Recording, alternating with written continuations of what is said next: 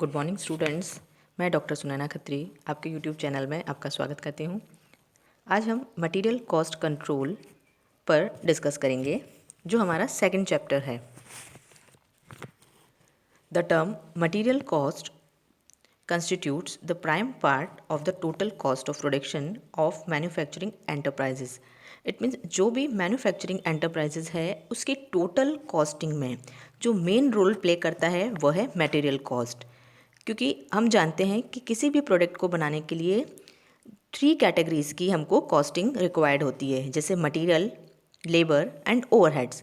तो इन तीनों में से जो प्राइम रोल प्ले करता है, यानी कि जिसका सबसे ज़्यादा मेन इम्पॉर्टेंट पार्ट है हमारा, वो है material. It involves a large amount of investment of funds which might be used for other purposes. यानी जो हम अदर पर्पस के लिए हम यूज़ कर सकते थे, उस फंड से हमने मटेरियल परचेज किया है। यानी कि टोटल कॉस्टिंग में जो है इसमें बहुत ज़्यादा वॉल्यूम में अमाउंट इन्वेस्ट किया जाता है। Thus the importance of material management in a manufacturing concern can hardly be over emphasised. यानी इसी वजह से जो है हम पूरे हमारी कॉस्टिंग में मटेरियल जो है उस मटेरियल मैनेजमेंट को जो है वो इम्पॉर्टेंट मानते हैं। क्योंकि अगर हमने मटेरियल मैनेजमेंट जो है प्रॉपरली कंट्रोल नहीं किया तो हमारी कॉस्टिंग्स बढ़ जाएगी और जो है हम अपने कॉम्पिटिटर से फाइट नहीं कर पाएंगे। Next is meaning of material control. The term material control is of great importance, emphasizing within its scope all the activities relating to purchasing, receiving and inspection, storekeeping and inventory control, material handling, accounting and controlling materials in an optimum manner so as to provide a pre-decided service to the customers at the minimum cost। यानी material control जो है उसमें हम main focus किस पे करते हैं कि जो हमारा परचेजिंग से रिलेटेड है। इट मीन्स परचेजिंग हमारी जो है वो कम अमाउंट पे अच्छी क्वालिटी का गुड्स परचेज होना चाहिए। उसको रिसीव करते टाइम में, उसको हैंडलिंग करते टाइम में किस किस जो है वो हमको पॉइंट पे फोकस करना होता है। स्टोर कीपिंग यानी उनको प्रॉपरली किस तरह से स्टोर में मैनेज किया जाए कि जब ज़रूरत हो वो हमको मटेरियल इजीली अवेलेबल हो जाए, और जब वो शॉर्टेज या हमारा जो है वो कम हो रहा है तो हम उसको time to time reorder place कर सकें। तो इसके लिए इन सब बातों को फोकस किया जाना चाहिए। मटेरियल कंट्रोल इज दस concerned with the entire range of functions which affect the flow, conversation and utilization and the quality and cost of material. Next is need for material control, यानी material control की requirement हमको क्यों रहती है। The fast developing Indian economy has placed before the material manager a ट्रेमेंडस challenge and responsibility. In many organizations, material form the largest single expenditure item। यानी जो हमारी manufacturing industries है उनमें सबसे बड़ा चैलेंज जो है या हमारी रेस्पॉन्सिबिलिटी जो है मटेरियल मैनेजर के सामने, वो मटेरियल कंट्रोल की है कि किस तरह से मटेरियल को प्रॉपरली कंट्रोल किया जाए। Thus, the importance of material control lies in the fact that any significant contribution made by the material manager in reducing material cost will go a long way in improving the profitability and the rate of return of the investment। यानी अगर हमारा material control properly work कर रहा है then जो है material manager वो cost को, मटेरियल की कॉस्ट को रिड्यूस करने में जो है वो रोल प्ले कर सकता है कि मटेरियल की कॉस्ट को किस तरह से कम किया जाए। और मटेरियल कॉस्ट कम होगी देन अल्टीमेटली जो है हमारा रिटर्न ऑन इन्वेस्टमेंट, यानी जो हमने फंड इन्वेस्ट किया है उस पर हमको प्रॉफिटेबिलिटी जो है वो अच्छी मिलेगी, रिटर्न अच्छा मिलेगा। Such increase in profitability no doubt can be affected by increasing sales. और हमारी जो है वो कॉस्ट कम होगी तो देन हम सेल करेंगे तो हमको टोटल ओवरऑल प्रॉफिट जो है वो हमारा बढ़ जाएगा। Materials control provides tools and techniques most of which are very simple to reduce material cost substantially and in addition to reducing material cost, efficient material control can also be bring about. यानी हमको material की cost reduce करनी है तो इसके लिए हमको efficient management control material control system follow करना होगा।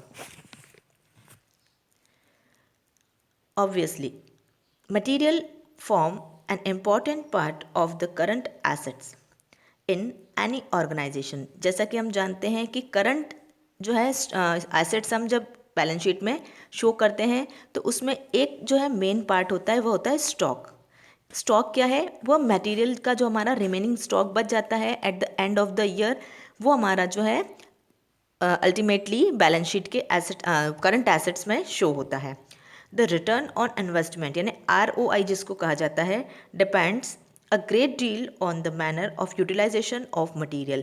यानी हम मटीरियल को कितना एफिशिएंटली, कितना इफेक्टिवली यूटिलाइज कर पा रहे हैं, उसी पे डिपेंड करता है हमारा रिटर्न ऑन इन्वेस्टमेंट। अगर हमारा जो है मटेरियल कंट्रोल सिस्टम अच्छा है, उसका प्रॉपर यूटिलाइजेशन हो रहा है, इट मीन्स मटेरियल को हम आने के बाद हमारे पास ज़्यादा टाइम स्टोर में नहीं पड़ा रहता है, उसको प्रोसेस में डाल दिया जाता है और प्रोसेसिंग के बाद में जब मटेरियल से फिनिश्ड गुड्स बनकर तैयार होता है तो वो टाइम टू टाइम हमारा सेल हो जाता है और डेटर से टाइमली कलेक्शन अगर हमको मिल जाता है तो ये पूरा सर्कल जो है हमारे रिटर्न ऑन इन्वेस्टमेंट को बढ़ाता है।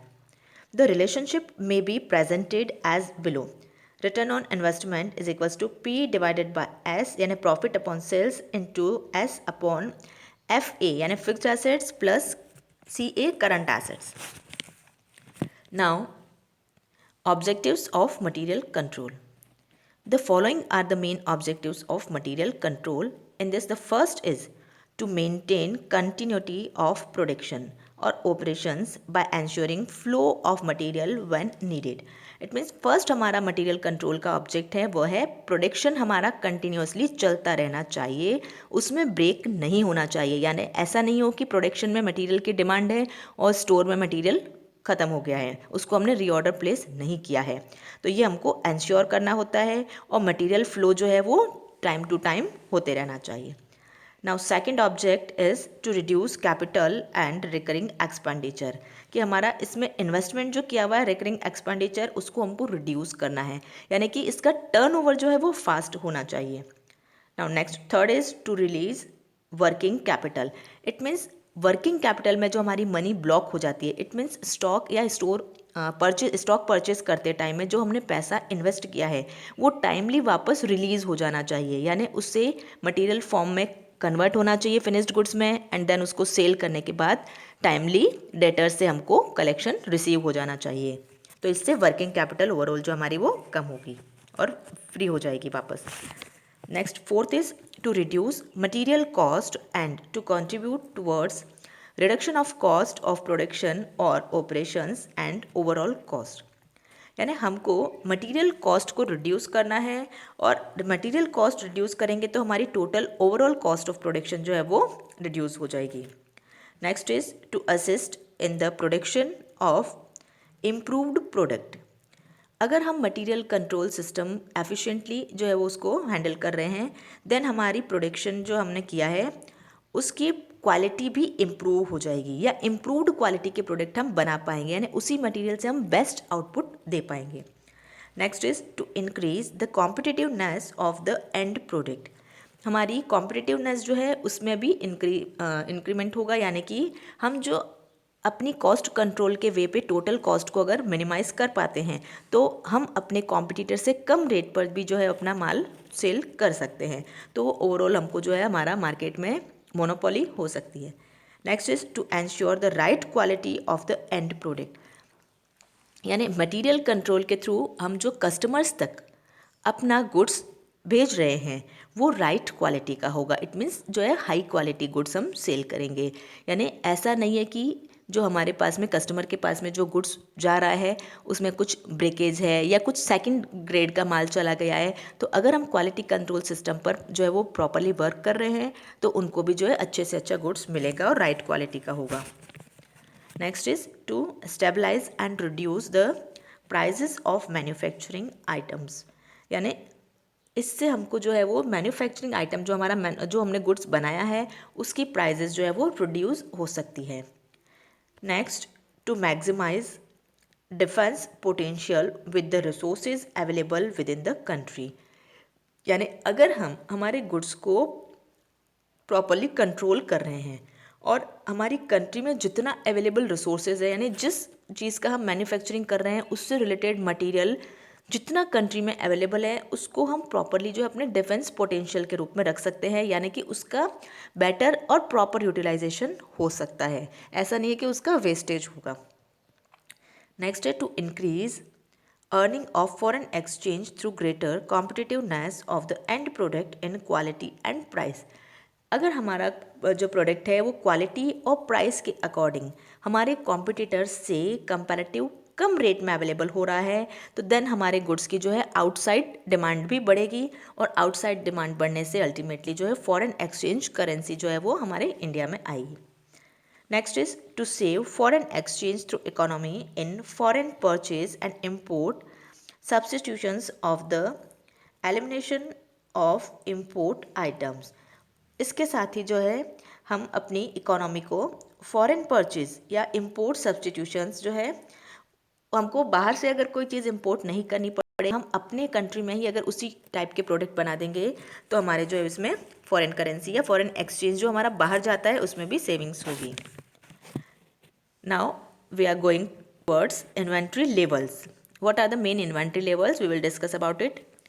Number first is minimum level, यानी न्यूनतम स्तर क्या है इन्वेंट्री का।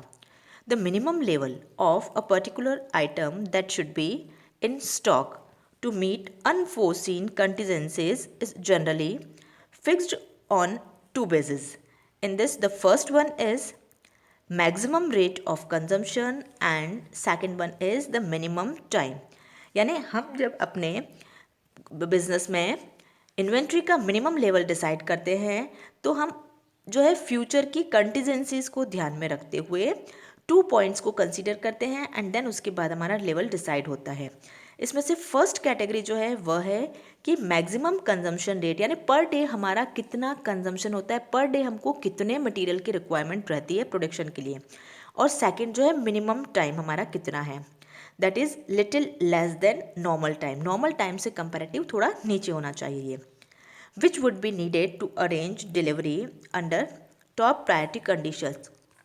इट मीन्स जो हमको गुड्स वापस रीऑर्डर करना है उसकी डिलीवरी हमको जब तक होगी उस टाइम पीरियड के लिए हमारे पास में जो है स्टॉक अवेलेबल रहना चाहिए। ऐसा नहीं हो कि हमारा स्टॉक पूरा ख़त्म हो जाए और उसके बाद हमको गुड्स की डिलीवरी मिले तो उतने टाइम तक हमारा जो है वो प्रोडक्शन बंद रह जाएगा। तो इसलिए मिनिमम लेवल को डिसाइड करने के लिए इन दोनों पॉइंट्स को कंसिडर किया जाना चाहिए। Minimum stock level is computed by using the following formula. अब इसके लिए हम क्या करते हैं कि फर्स्ट जो हमने लिखा है इसमें minimum level is equals to reorder level minus normal consumption rate into normal reorder period. यानी री ऑर्डर लेवल हमारा कौन सा है, कितनी क्वांटिटी पे हम री ऑर्डर लेवल जो है वो हमने फिक्स किया है, उसमें से हमको माइनस करना है नॉर्मल कंजम्पशन रेट, यानी नॉर्मली कितना हम जो है यूनिट्स कंज्यूम करते हैं पर डे, और into normal reorder period कितना है कि कितने टाइम में नॉर्मली वो गुड्स हमको ऑर्डर प्लेस करने के बाद में वापस रिसीव हो जाता है। Now next second is maximum level. The maximum level of stock is the upper limit beyond which the quantity of any item held in store should not rise। यानी ये हमारा इन्वेंट्री का वो लेवल है जिससे ऊपर कभी भी हमको अपना स्टॉक जो है वो हमारे स्टोर में नहीं रखना चाहिए। This level is fixed in advance to present overstocking of any material. यानी ये लेवल हमको फिक्स इसलिए करना चाहिए कि हमारे पास में किसी स्टॉक का जो है ओवर बर्डन या ओवर मतलब जो है वो सरप्लस मटेरियल इकट्ठा न हो जाए। However the chief executive may authorise stocks to be held abou the maximum limit under special circumstances. यानी कुछ स्पेशल सर्कमस्टांसेस होने पर चीफ एग्जीक्यूटिव जो है वह इस लेवल से कुछ ऊपर स्टॉक रखने के लिए हमको परमिशन दे सकता है।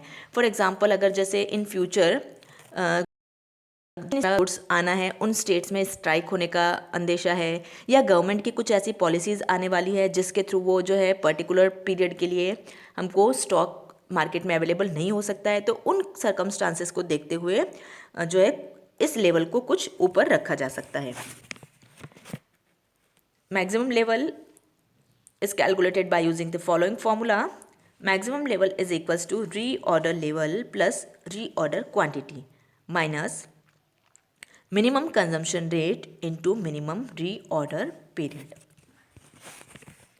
Now third one is reorder level. What is the reorder level? It means inventory का वो लेवल जिस पर इन्वेंट्री हमारे स्टॉक में या स्टोर में पहुंचने पर हम वापस जो है गुड्स को मंगवाने की कार्यवाही शुरू कर देते हैं. तो reorder level is a specified amount of inventory at or below which when actual inventory falls, यानी जब इससे नीचे हमारी एक्चुअल इन्वेंट्री चली जाती है तो एडिशनल मटेरियल इज़ ऑर्डर्ड. तो हम उस टाइम में जो है वो एडिशनल मटेरियल यानी हमको और मंगवाने के लिए हम ऑर्डर प्लेस कर देते हैं. To determine this reorder level, a buffer or safety stock is added to expected average usage rate during lead time. यानी हम रीऑर्डर लेवल के साथ में कुछ बफर या सेफ्टी स्टॉक भी जो है वो ऐड करके चलते हैं कि इन केस कुछ इमरजेंसी हो जाए और हमको टाइमली जो है वो ऑर्डर किया हुआ गुड्स नहीं हमारे पास पहुंच जाए तो हम उस बफर स्टॉक में से जो है वो तब तक अपना प्रोडक्शन कंटिन्यू रख सकें. It is computed by the following formula. Reorder level is equals to maximum consumption rate into maximum reorder period. यानी एक दिन में कितना हम मैक्सिमम कंजम्पशन करते हैं और कितना टाइम मैक्सिमम हमको वापस ऑर्डर देने के बाद में हमारे पास गुड्स पहुंचने में लगता है. Now next, fourth level is danger level. It means इस लेवल से नीचे पहुंचने के बाद में बिजनेस के लिए प्रोडक्शन कंटिन्यू रखना जो है वो खतरा हो जाता है. This level is generally below the minimum level, यानी मिनिमम लेवल से भी नीचे यह लेवल हमारा होता है. यानी कि हो सकता है कुछ इमरजेंसीज कंडीशंस में हमारा स्टॉक जो इस लेवल से भी नीचे चला जाए. When stock reaches danger level, urgent action is needed for the replenishment of stock so that the stoppage in production can be avoided. यानी इस लेवल से नीचे जाने पर हमको अर्जेंटली गुड्स जो है वो कहीं इधर उधर से हमको मंगवाना पड़ता है, चाहे हमको उसके लिए कितना भी कॉस्ट देना पड़े. जैसे फॉर एग्जांपल यदि हमारे घर में कोई शादी समारोह होता है तो उसमें अगर कोई मिठाई या कोई ऐसी चीज़ जो शॉर्टेज हो गई जो वापस इजीली बन नहीं पाएगी तो इसके लिए हमको एट अ टाइम मार्केट में जहाँ भी जिस भी रेट में अवेलेबल हो जाए वो हमको मंगवानी पड़ती है. तो सेम ऐसा ही डेंजर लेवल में भी होता है कि इस स्टॉक हमारा स्टॉक अगर इस लेवल पर पहुँच गया है तो हमको जिस भी रेट में अवेलेबल हो सके हमारे प्रोडक्शन को कंटिन्यू रखने के लिए वो मटेरियल हमको इमरजेंसी में मंगवाना पड़ता है. Purchasing material on the urgent basis result in higher purchasing cost. इसके लिए हमको purchasing cost भी हाई पे करनी पड़ सकती है. Now last is average stock level. Generally the average stock level is arrived at the midpoint of the average high and low point. ये हमारा लेवल जो है मेनली हमारा हाई लेवल यानी मैक्सिमम लेवल और लो लेवल यानी कि हमारा मिनिमम लेवल, इन दोनों के बीच में डिसाइड होता है. The procedure is that if order is placed at the reorder level, यानी जब हम रीऑर्डर लेवल पर हमारा ऑर्डर प्लेस कर देते हैं then the replenishment would arrive at the time when the stock in hand will have fallen to reorder level less than normal uses during the average delivery time. The fresh delivery being added at the point flash delivery being added at the point the stock will rise to an average high level from which it will gradually drop to the reorder level. यानी जब हमारा goods जो है reduce होते होते जब हमारा पहले सबसे पहले वो मैक्सिमम लेवल पे होता है वहाँ से हम कंजम्पशन शुरू करते हैं. कंजम्पशन शुरू करने के बाद में जैसे ही वो रीऑर्डर लेवल पर पहुँचता है तो हम गुड्स को वापस जो है वो मंगवाने के लिए ऑर्डर प्लेस कर देते हैं. रीऑर्डर लेवल से वापस जो है गुड्स धीरे धीरे कम होने लगता है ड्यूरिंग कंटिन्यू कंजम्पशन. तो उसके बाद में जैसे ही वो नीचे जाने लगता है उस टाइम पीरियड में वापस हमारे पास में जो है नया गुड्स आ जाता है और नया गुड्स आने के बाद वापस जो है स्टॉक लेवल हमारा ऊपर मैक्सिमम लेवल पर पहुंच जाता है और ये प्रोसेस हमारा चलता रहता है. अब इसको कैलकुलेट करने के लिए एवरेज स्टॉक लेवल, इसका फॉर्मूला है maximum level plus minimum level divided by 2, यानी जो हमारा हायर लेवल है मैक्सिमम स्टॉक लेवल और मिनिमम स्टॉक लेवल, इन दोनों के सेंटर पॉइंट पे ये हमारा एवरेज स्टॉक लेवल एग्जिस्ट होता है।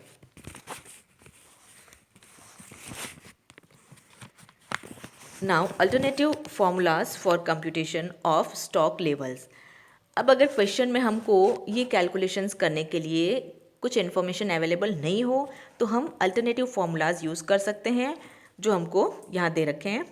इनमें फर्स्ट है reorder level. Reorder level is equals to lead time in days multiplied by usage rate per day plus safety stock. Lead time means जो हमारा कितने टाइम तक जो स्टॉक हमको रिक्वायर्ड रहता है, तो उसमें मैक्सिमम डेज हमको लेना है।